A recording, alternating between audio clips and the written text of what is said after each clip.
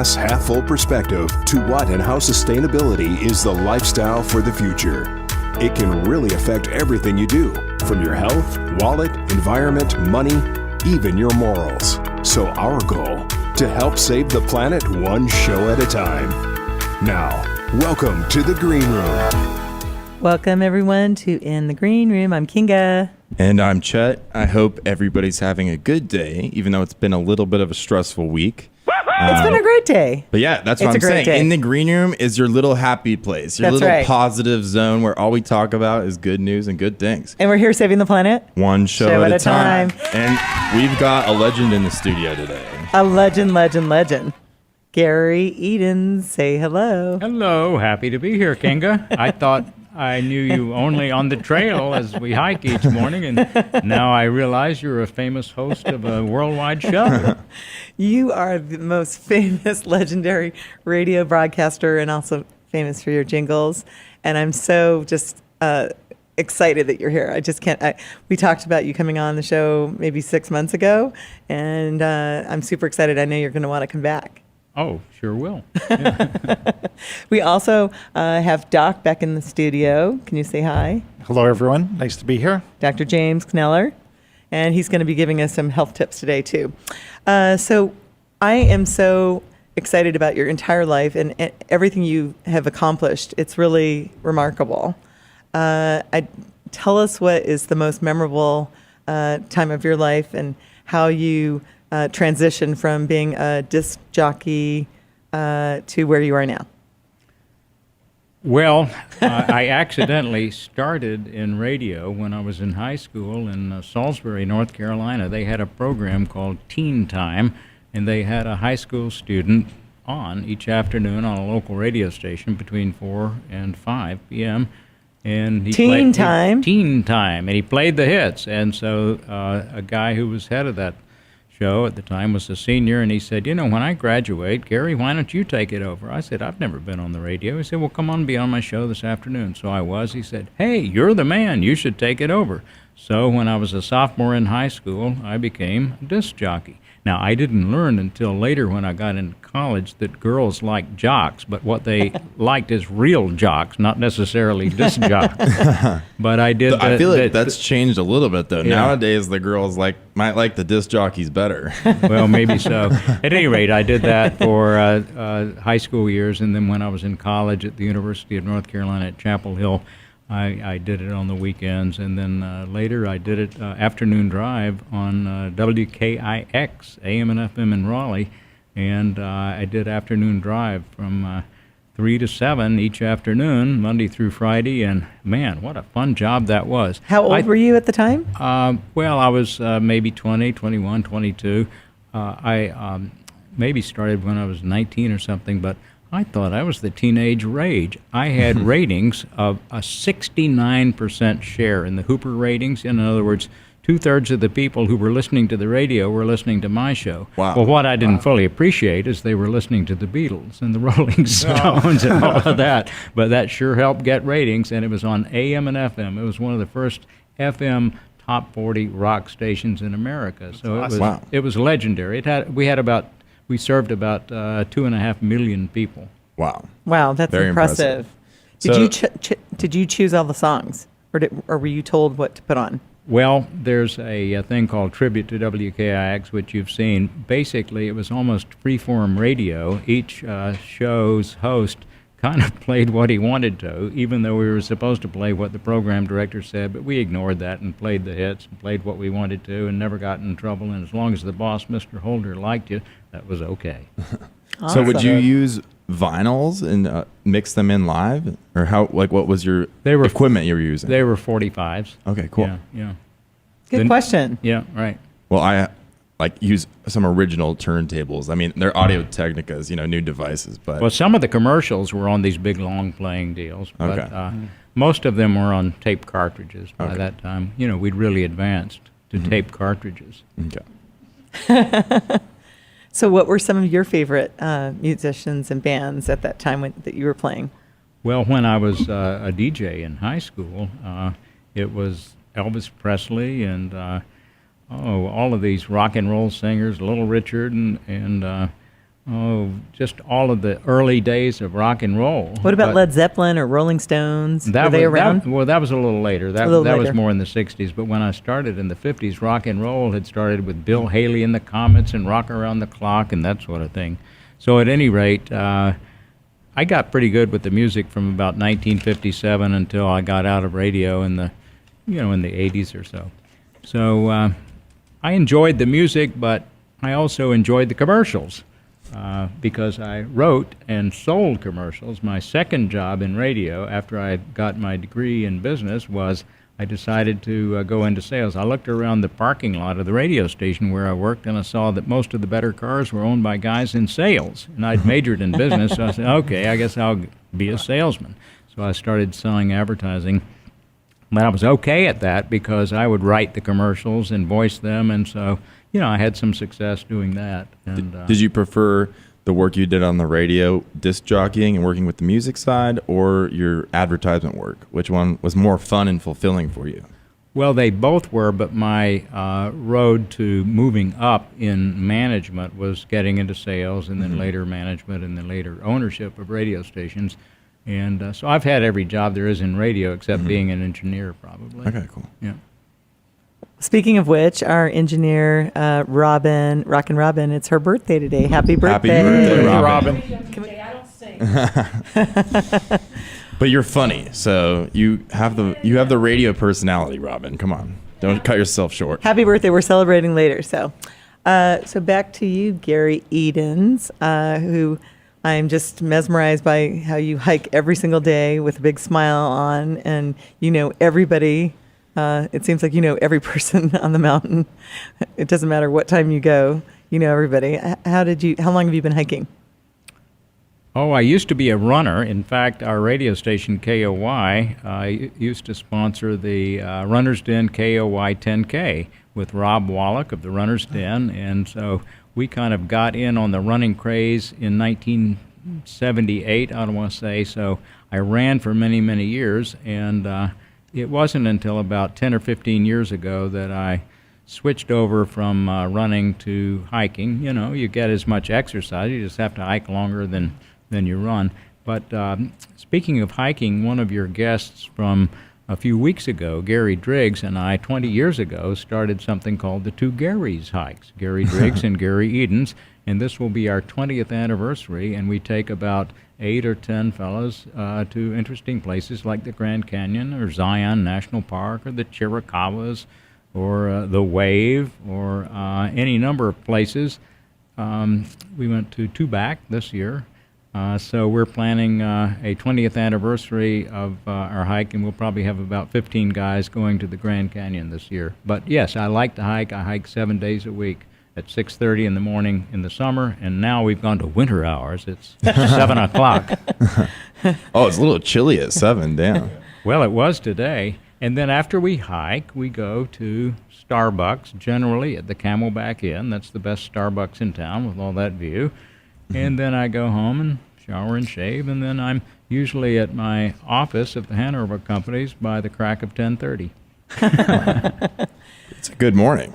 It's a great morning. So I want to hear more details of your amazing life and how you transitioned from, you were there in Raleigh, Right. North Carolina. Yeah, let's pick back up Yes. on your transition from being, in the music side of radio into being in the sales side and then management and ownership. Well, when I was at WKIX as a disc jockey, I thought the owner of the radio station should get some jingles from a company in Dallas called PAMS, P-A-M-S. It was the biggest jingle company in America. And so he said, well, if you want them, why don't you go to Dallas and produce them for us? So I went to Dallas and produced jingles for this radio station, WKIX. Here's one of them right here. This was a famous logo for the station. It's going to play any minute now. Wonderful. Here we go. WKIX, Channel 85. This is Kicks Country.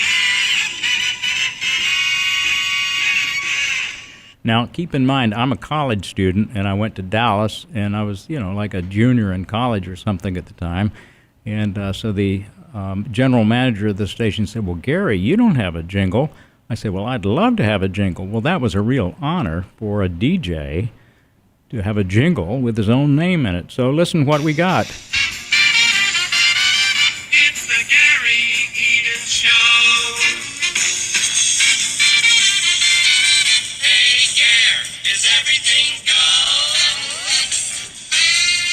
So this was the show opener for my show on WKIX. WKIX 1085. It's the Garry Edens Show. Well, long story short, the people in Dallas at this jingle company decided they wanted me to become a jingle salesman. Well, I'd majored in business, and I knew I needed to get into sales at some point, so I worked in Dallas in 1966 through 68 as a jingle salesman and sold jingles to radio stations all over the world, including Australia, where my wife and I, we were newlyweds, went on our first international trip to Australia for 6 weeks and sold every radio station there was in Sydney and Melbourne and Adelaide and Perth and Hobart, A Tasmania. business trip Brisbane. and honeymoon tied into one? It was our first international trip, and we came back by way of Singapore and Tokyo and Kyoto. So it was the beginning of our lifelong fascination with worldwide travel. But it was a great job. We became friends with a lot of Australian people. And then what happened is I was there for about 2.5 years selling the jingles all over. And one of my clients was Southern Broadcasting in Winston-Salem, North Carolina, and they owned my former radio station, WKIX in Raleigh. And they said, Garry, we know you're from the South, and you'd probably like to come home to North Carolina instead of being out there in Dallas, Texas all that time. Why don't you and your wife, Sue Ellen, come home to North Carolina? And maybe, you could probably eventually get into management in our company. I said, well, no. Well, isn't your son a senior at Princeton University? I assume that he's going to be the next president of this company. Oh, no, Garry. We have an anti-nepotism corporate rule. No members of anybody's family who's on the board or owner or officer of our company can ever work for it. You've got a better chance of becoming president of this company than my son. You'll have to do something else. Okay, I'll join you. So I joined them in Raleigh in 1968 as a radio time salesman at WKIX. And then what happened is a couple of years after, being pretty successful, selling advertising, radio commercials, Mr. Johnson, who was the head of Southern Broadcasting Company, and his vice president had lunch with my wife and me and said, Garry, we think you and Sue Ellen ought to consider going out to our radio station out there in Phoenix. We're not doing as well as we'd hoped. It's the #1 first radio station ever in Arizona, but it's not doing as well as it ought to do, and I think maybe you could get into management in our company. This way we'd have one of our own people from North Carolina out there running KOY. Well, that's a long way off. I've never been to Arizona. Well, why don't you go out there and see what you think of it? So they put us up at the Camelback Inn on October 29th, 1969, and my wife, Sue Ellen, and I said, hey, this is pretty good. Why don't we take this job? And they said, now, Garry, we're only going to keep you out there for 1.5 years or 2 at most. Oh, yeah, okay, that makes sense. So I got out here, and 6 months after I'd been a salesman at KOI, they made me the general manager. So I'm 28 years old, general manager of the first radio station in Arizona, and man, things started happening. We hired good people, we turned the radio station around, and it became the #1 AM radio station in Phoenix, along with our FM, KOI FM, which was the former KQYT, Quiet 95. We changed it to Y95, and so we were #1 up until about 1982, all those years that I managed those stations, not because of me, but because of my ear for talent and hiring good people. So moving from sales to being the manager of your station, what was that transition like? And did you like the feeling of being in charge and having the control, or because it seems like you obviously thrived in that position if they promoted you to general manager? So, Well, you're never really in control of everything, but you hire the talented people, and I guess that is what my greatest skill was, hearing talent and being able to hire good people on the air. Bill Haywood was on our station for 13 years and was named the Billboard Magazine Grand International Personality of the Year. It's hard to beat that. yeah. So that's what helped us do well with all of our radio stations. And then to transition into more management, Southern Broadcasting sold the radio stations to a public company, Hart Hanks Communications, in 1978. And the head of Southern Broadcasting resigned, and so eventually they asked me to be president of the radio company. And so in 1982, I became president of what was known as Hart Hanks Radio, but it was formerly Southern Broadcasting. And then we, in 1984, put together an investor group and bought the company and pushed ego aside and simply named the company Edens Broadcasting. Well, at least this way, when I went around, they know who was in charge, you know. And, oh, gosh, I had so much debt. I squeaked when I walked. You know, we bought it from Hart Hanks Communications, and we had a number of investors. But a real mentor of mine was Carl Eller here in Phoenix, the head of, at the time, Combined Communications. And so he helped Chet, me. you've met Carl Eller Yeah. because he was good friends with your grandpa, Chet. Yeah. He helped me put together some investors, some venture capital companies. One guy used to be head of Fox in L.A. and another guy in Austin, Texas. So we raised some money and we bought the company, and we had some good times. We bought a couple of stations in San Diego in 1987, and literally went from worst to first. In 6 months, we went from number 26 in the ratings to number 1. Wow. Worst to first. Q106. So how did you go from worst to first? Just by hiring the right people? Hiring And the how right hiring the right people as general manager and program director and sales manager, and they knew how to hire the right people because, you know, it all starts from the top down. It's, I look at successful companies like Bruce Halley at Discount Tire. Every Discount Tire is a great operation, and it all started at the top with Bruce Halley. He instilled, you know, a customer-friendly kind of base. Another example is Herb Kelleher at Southwest Airlines. You know, they love their employees. And if you love the employees will teach the customers right. So that was kind of our philosophy. I mean, you know, Apple's the same way. Everybody likes Apple, and it started, you know, with the management of Apple. It's very good, you know. Having a great their boss. products- Steve Jobs and now Tim Cook. You know, it starts at the top. But individual businesses start at the top, too. So we had very, very good general managers at our radio stations over the years. So when the stations were the worst and then they went to first, did you have to fire people to get it to be first? Well, we even learned the best way from lawyers to terminate people, and the lawyers told us say as little as possible and be vague. Otherwise, you know, you could get sued. And so there's a skill in knowing how to ask someone to leave your company. One way is to say, you know, Kinga, it's just not a good fit for us. You know what I mean? No, well, it just doesn't fit right. But you know, we've certainly enjoyed having you here, and have a good next career. We'll certainly give you a recommendation. Did you have to be the one to say this to the manager or assistant manager? Did you actually have to be the person that No, did the that? department heads. I'm sure you know, you've had to took say care that of right. a few times. at Well, least, you know, if yeah. I let a manager go or something like that, but you know, the people down the line are trained to, even if they have to terminate somebody, let them keep their self-esteem. part ways amicably so that Yes, you're on good right, terms. Yeah. Right, yeah. That definitely makes Well, sense. But ironically- you ask a very difficult question. How did you go from worst to first? If I could all write that down and answer that question succinctly, I would be a consultant to every radio station in America. That'd be the magic formula. Yeah. Well, part of it is, are you going into a market with a radio station where the kind of format that you think you want to do is not being done or not being done well? So what do you think about today's podcast boom? Because Good question. it's crazy how many shows are coming out every single day.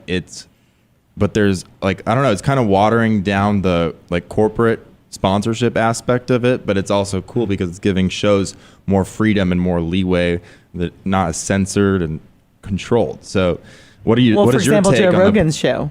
or this show? our It's show. awesome. We're able to say basically whatever we want, interview whoever we want. We don't have anybody controlling us. So it's Well, a pretty. that's fine, but when I came up in radio, it was advertiser supported and it was local, and so you sold advertising to local advertisers, and that's what financed all this. I'm not sure how podcasts It's- become enormously successful from a revenue standpoint. I know there It's are many basically- specialties in podcasts that have It's- small audiences, and they go narrow and deep, which is very smart. You know, like I listen to a podcast each week from Barron's Magazine, and it's free, and you push the button, and you hear 30 minutes of the guys at Barron's talking about their upcoming issue.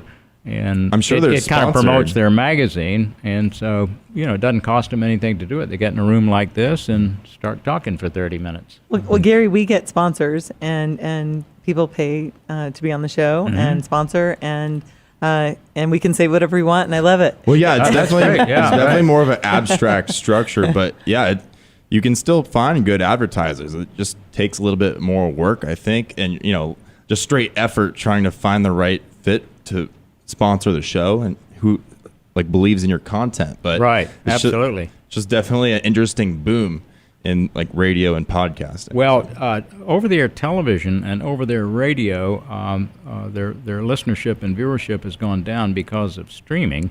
And I mean, think about listening to your favorite kind of music, let's say from the 70s or 80s, on Spotify, where you listen to precisely the kind of playlist you want with no commercials, or XM Sirius satellite. So I'm kind of glad I'm not in the over-the-air radio business where you depend on at least 8 to 10 commercial minutes per hour.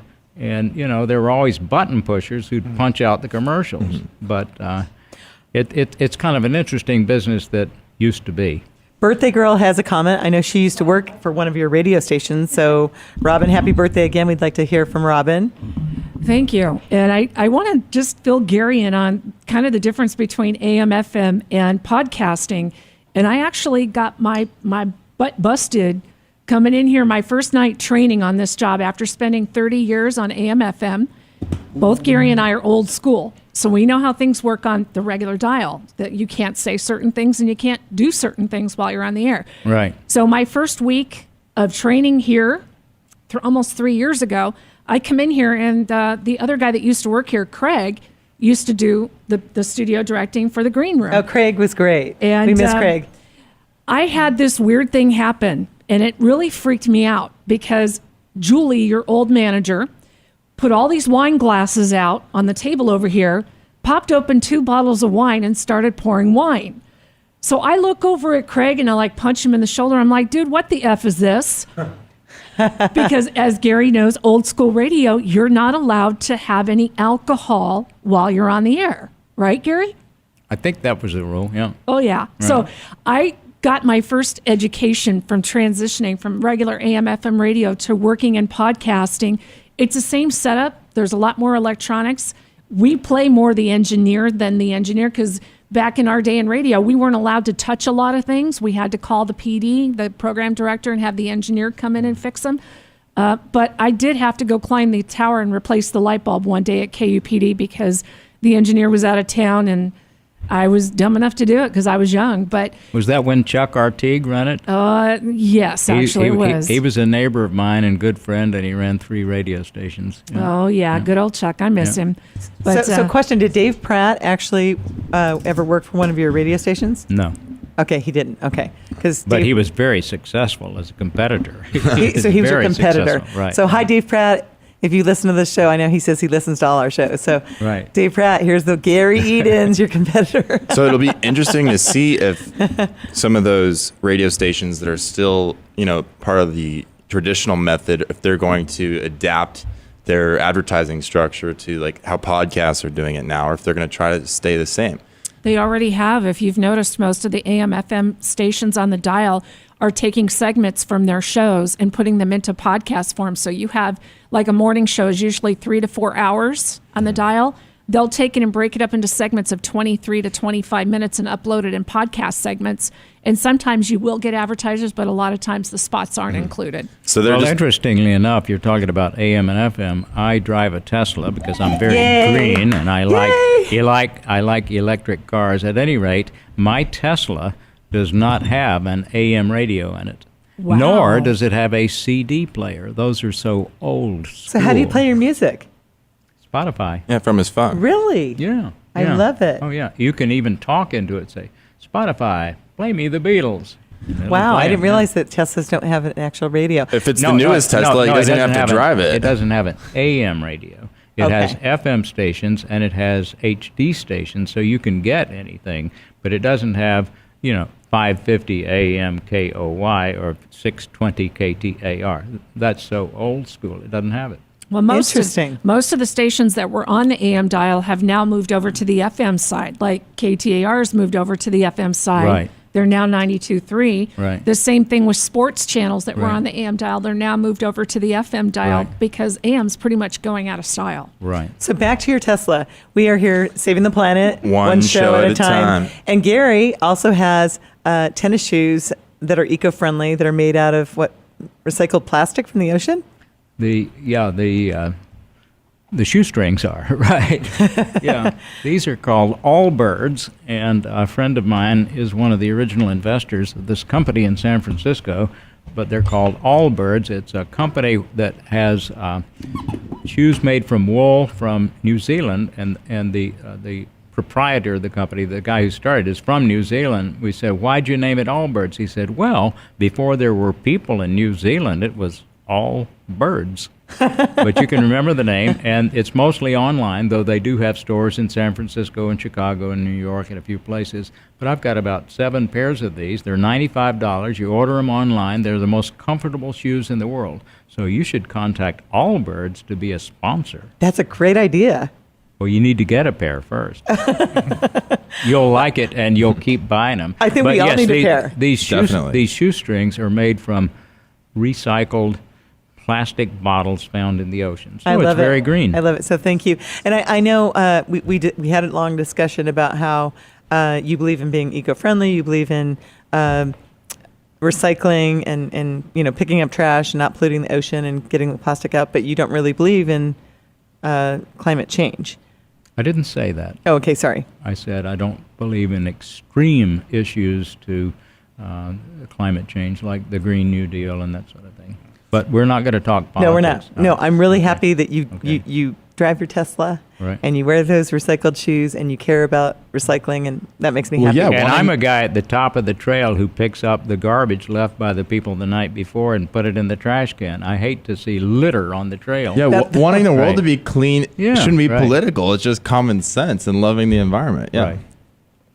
But so one question I have for Garry is to any other aspiring people that are, starting a business in a cutthroat industry, what are a few tips you would give them to, help them make those goals actually happen? Because I don't know, there could be somebody listening right now, or me. I'm starting my own record label right now, and the music industry is as cutthroat as it gets. So basically, what advice would you give to other entrepreneurs that are starting up so that they can, hopefully get to the top like how you did? You mean as a DJ or on air or Everything from Well, Well, I want to I want to have a recording label, Right. so I want to Yeah. distribute music. So it's a Right. little bit different, but I also perform live. So Right. I would be open to DJing on the radio too. The more the merrier is the way I see it. But basically, everybody that I talk to is always saying, the music industry is so cutthroat. a lot of people say, oh, you should try to just get signed onto a big label because they'll do all the promotion for you. I don't really want to go that route. I want to control my own brand. So basically, I just wanted any advice you have, like, Great question, Chet. ways that'll keep me focused, moving forward, and building my brand up. Well, as far as music goes, I think if you put out a record, it's got to be different than something else. It can't just be a cover that sounds like everybody else. But you look back at the various groups that we've had. For example, the Beach Boys were so popular in part because they used that tight male harmony, and they kind of got the idea of that tight male harmony from the Four Freshmen. And they used that harmony, but they used instrumentals that were very upbeat and that sort of thing. And certainly the Beatles, had wonderful lyrics and wonderful singers. And Love the Beatles. There had been nothing like the Beatles ever. True. Elvis Presley became a huge star because he had a wonderful voice, but he had a certain character that was so unlike any other singer of the time. So at the end of the day, it's about the talent that you put on the record, and it has to be different to get noticed, really. It just can't blend in with all the other stuff. 100%. Well, yeah, today there's so many talented artists out there that probably won't ever actually find commercial success because there's so much talent out there nowadays. Like, there's already 7 billion people out there. So that's why you really have to set yourself aside from like a marketing and distribution standpoint and basically how you're running the corporate side of your business. You need to have high quality music and unique records and a successful, efficient business plan too. And also connections help. Oh yeah, well obviously that doesn't hurt. The owner of that radio station really liked you, and he kept. Well, he was a fellow graduate of the University of North Carolina, and he There you wanted go. a Tar Heel running his Phoenix radio station.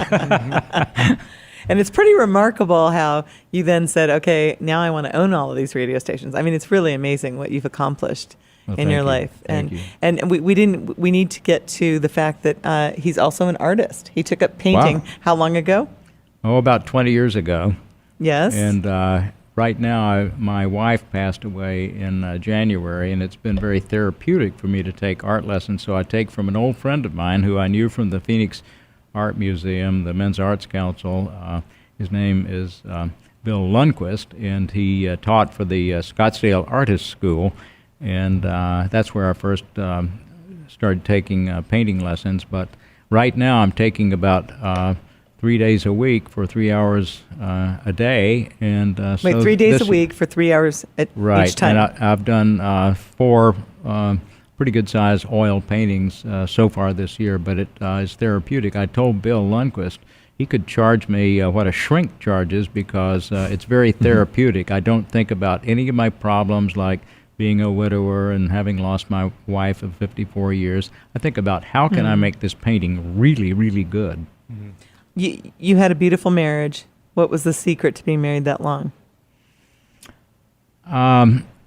We just never had any harsh words. We just agreed on so many things, and we both loved to travel, and we had 2 wonderful daughters. One is 49, one is 47. One lives in Greenwich, Connecticut, and married to a really great guy, and she has 3 kids, and one is married and lives here in Phoenix, and is married to a 5th-generation Arizonan, and she has 3 kids. So, we just had a great marriage and great kids growing up, and now And you volunteered together. You showed me some videos Yes. of the whole family volunteering.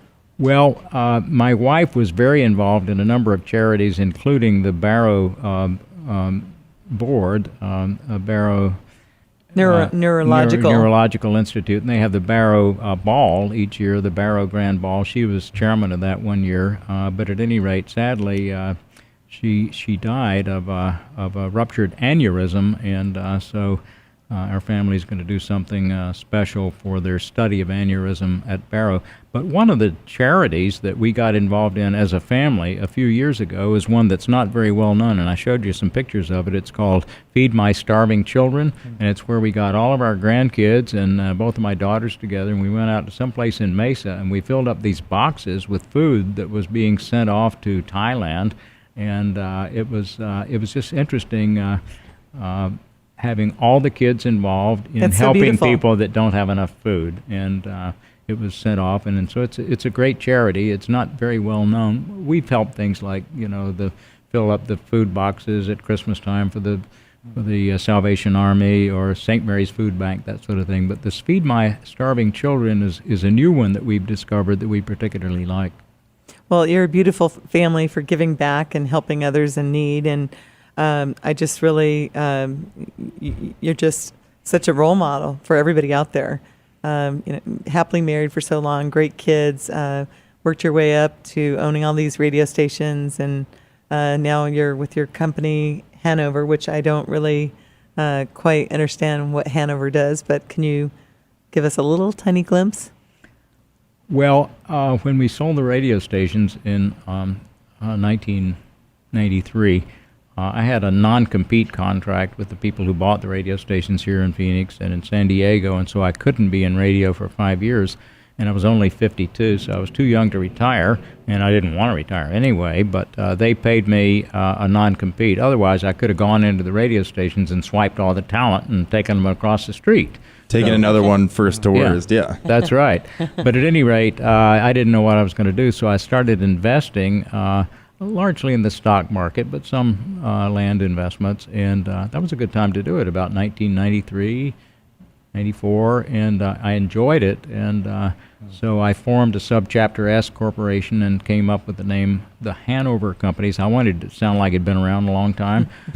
Hanover is a name. It's the county where my grandfather and my mother were born, New Hanover County in North Carolina. But the Hanover Companies sounds like it's been around forever. Well, it's been around here since 1993. So I got, in the early days of the internet, I got Hanover.com.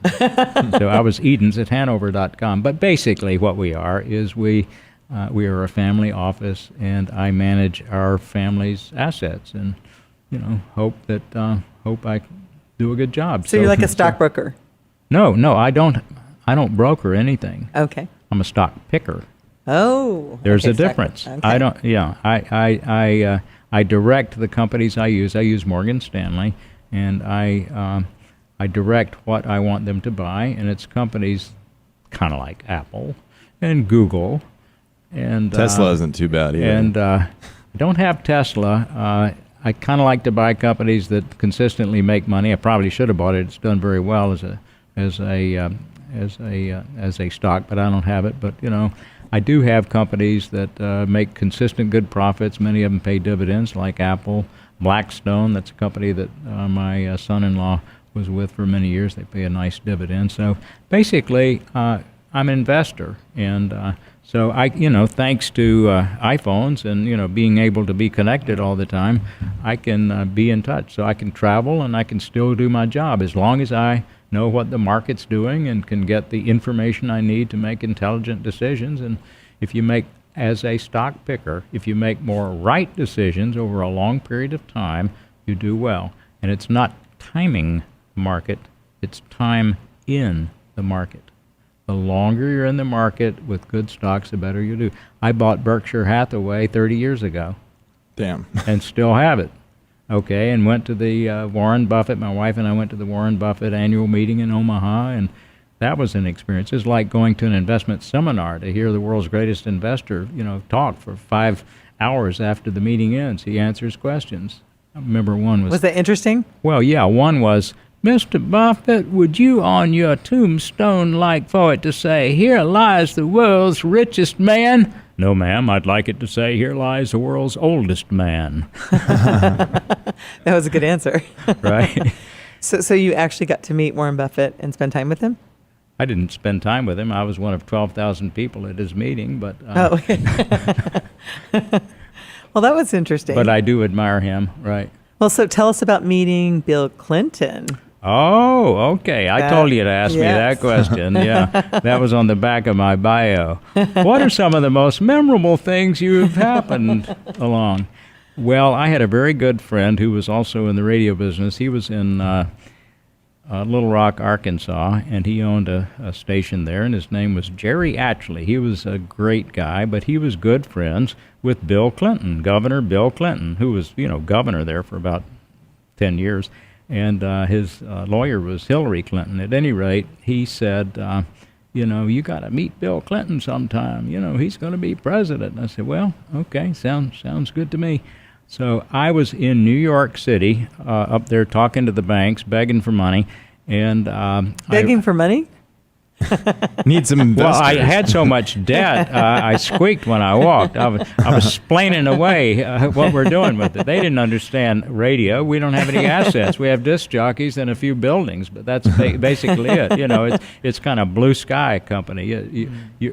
Your value is based on how you do in the ratings, and that's why it was so important to have high ratings. At any rate, it was in July of 1992, and Bill Clinton was a candidate to be the nominee of the Democratic Party for president.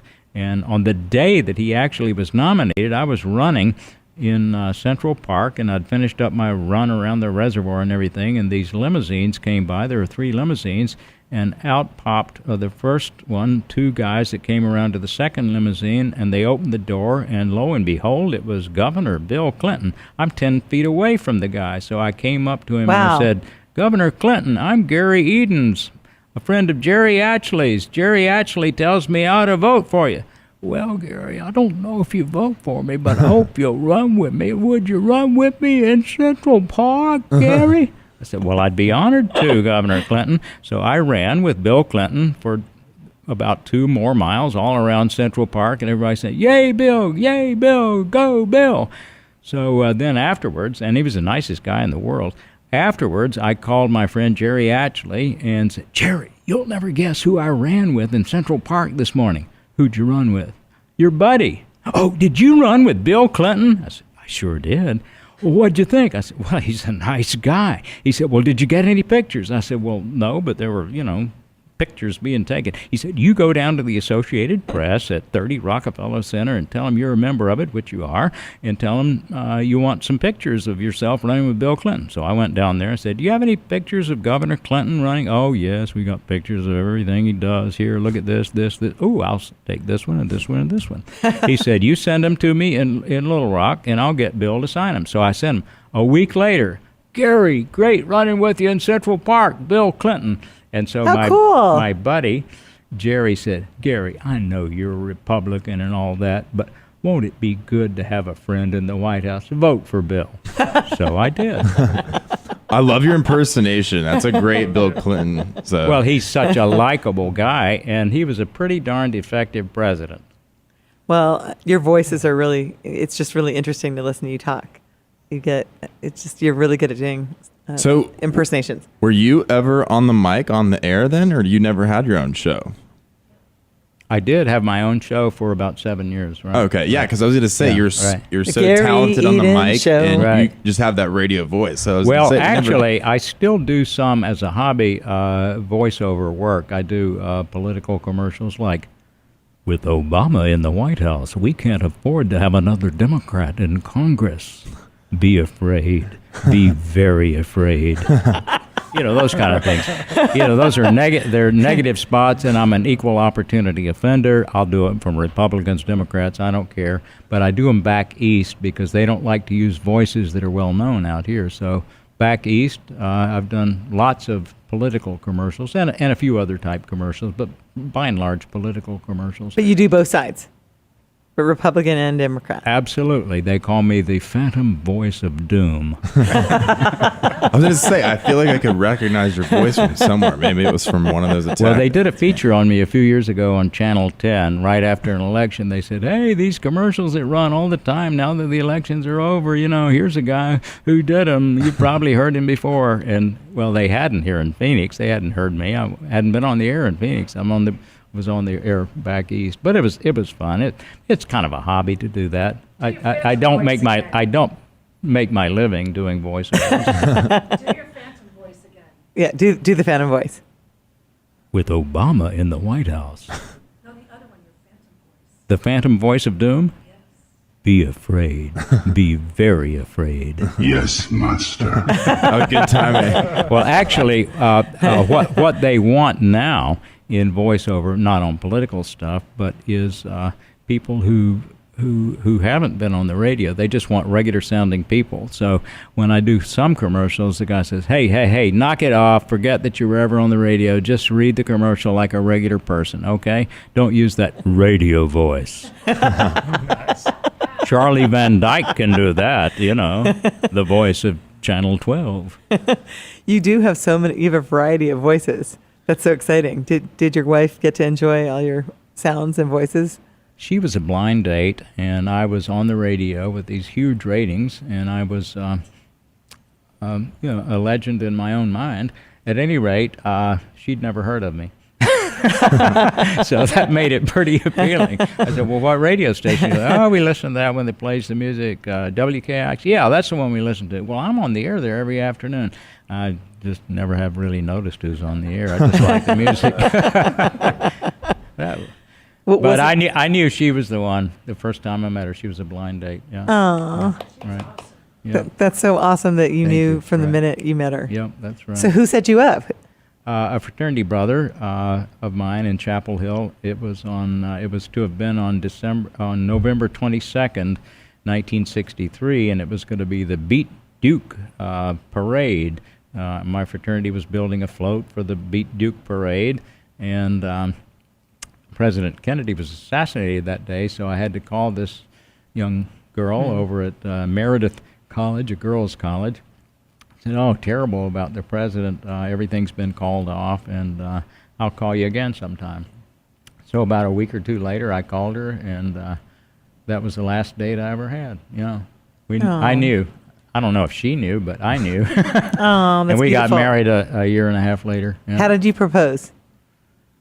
I don't think I was quite as romantic as she had hoped. We were walking by a jewelry store, and I said, why don't we go in here? Let me see if I could buy something that you might like. We need to get married. That was pretty So I smooth. bought her That's a really ring, special. but she got to help pick it out, and I'd already asked her dad, Oh, that's very, Yeah, very right, sweet. Yeah, she Still knew pretty smooth, though. yeah. Walk her past the jewelry store. That's a pretty good move, actually. Yeah. Well, it worked. And it wasn't a very large diamond. And, I bought what I could afford. But, over the years, I've seen women who've had diamonds that are so big they have their own zip code. And I've said to Sue Ellen, let me get you a bigger diamond. No, I like this one. This is just fine. Thank you. That's beautiful. She was a very low-maintenance wife. She never really pushed me to, do expensive stuff and all of that. She kept her Lexus for 15 years. Wow. Wow. I said, don't you want a new car? No, this drives like a new car. I don't need a new car. That's Wives like beautiful. that are hard to find. Well, you're a very happy guy. You had a happy marriage and beautiful. Everything you've created is turned to gold. So, Oh, no, we had our ups and downs. I mean, I had so much debt with these banks, and they were going through problems, too. They said, Gary, you've tripped all these covenants. We could foreclose and everything. So I just pull out the keys and throw them on their desk and say, here, you run the radio station. Oh, no. We want you to. But, we do want our money back someday. So, we politely agreed to sell them over a 2-year period or so. Not at a fire sale, but we agreed to sell them because they didn't understand what they had. They didn't understand what the assets were. Well, we didn't have many assets.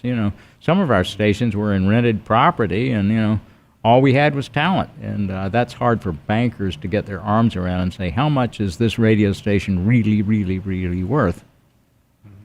Too many intangible assets with that, then. But Right. so one question I have is, how do you stay so humble? Because I know a lot of people that have 1/4 your resume that are, cocky. I'm not going to say it, a-holes. But, Well, so yeah, how do you keep your... I don't know that I am humble. I'm probably not humble, but I had a wife who, if I talked too much at a party or something like that, driving home, she said, Gary, you need to improve your listen-to-talk ratio. See, it's a humble response to say. But No, she was right. But I would say, well, Sue Ellen, you married a former disc jockey who likes to have an audience.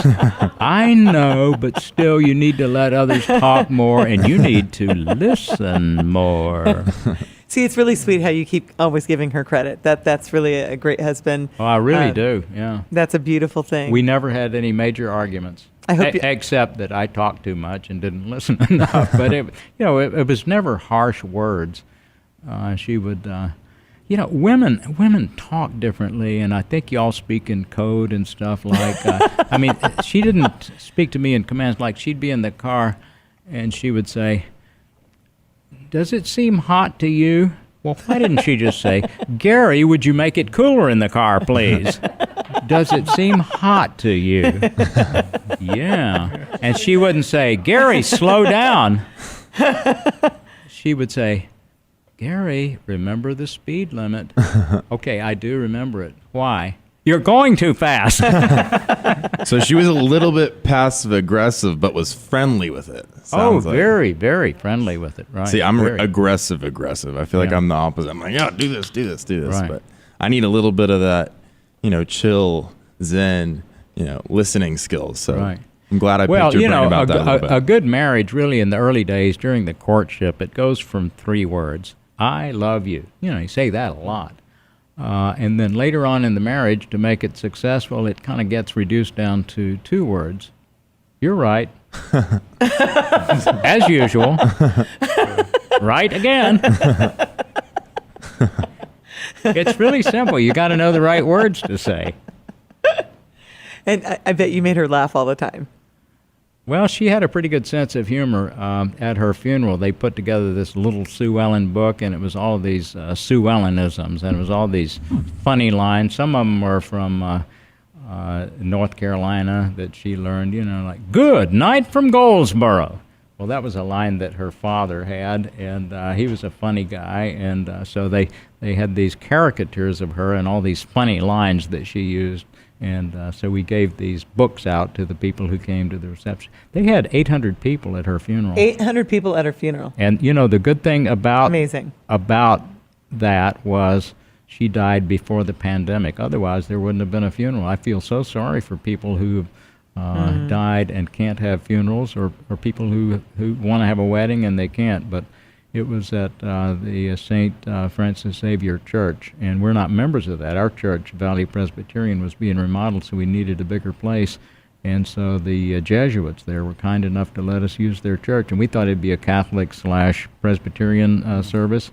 And the Jesuits down there said, no, you all run it the way you want to. Dr. David Joint's Presbyterian, run a Presbyterian service. So we did. Beautiful. But it was really a beautiful service, and it was about 800 people who came because she was just so well loved. She never talked politics. I don't think people knew if she was a Republican or a Democrat. She never talked about wealth or lack of wealth. Oh, I know that guy. He's probably worth $15 billion. She would never talk about that kind of stuff. I say, well, what do y'all talk about on your walk? She would walk every morning also with ladies. Oh, we talk about kids, grandkids, husbands, recipes, nothing controversial. Well, that's why everybody liked her. She was just so pleasant. She never had an unkind word about anybody. And that's the way to be. That's right. the way to be. Absolutely. We only have 2 minutes left, and Dr. James Kneller is here, and he was going to give us a health tip on relating to your painting and laughter. Do you have any questions for... Yeah, thanks, Gary. I really enjoyed your story. Thank I you. would have asked you about your role as a public influencer and the responsibility you felt for controlling public perception of events, or controlling public mood by choosing radio music for your listeners, especially in a time when radio was everything because we had nothing else. I just tried to pick good, talented people who were good. One of the DJs I heard early on who went on to later fame is Glenn Beck. He did the Y Morning Zoo along with Tim Hattrick, and this was before he was famous. But man, he was really a good disc jockey before he became the Glenn Beck, who is now nationally known. Well, So how you're controlling important- stress, which is fantastic. Right. Because people are Thank you. tuning into you and they're identifying with you as their Thank you. stress relief, and that is so important for everybody to be able to turn that off. Thank you. Well, I feel laughter when I see... Gary makes me laugh, and when somebody makes you laugh, that's good for your health. Yeah. Absolutely. How important is that? It's exceedingly important. We're appreciating that more and more. The hormones of stress coursing through our bodies are degrading our physiology in so many ways and aging us. Yeah. And having a way to switch that off and quickly and reliably is fantastic. And you being in that role and providing that for so many people for so many years is fabulous. Well, thank you. Well, he makes everyone laugh. Absolutely. Garry Edens, thank you so much for being here. I hope we can get you as often as you'll be here. Thank you for having me, Kinga. Thank you so much. Saving the planet, One show at a time.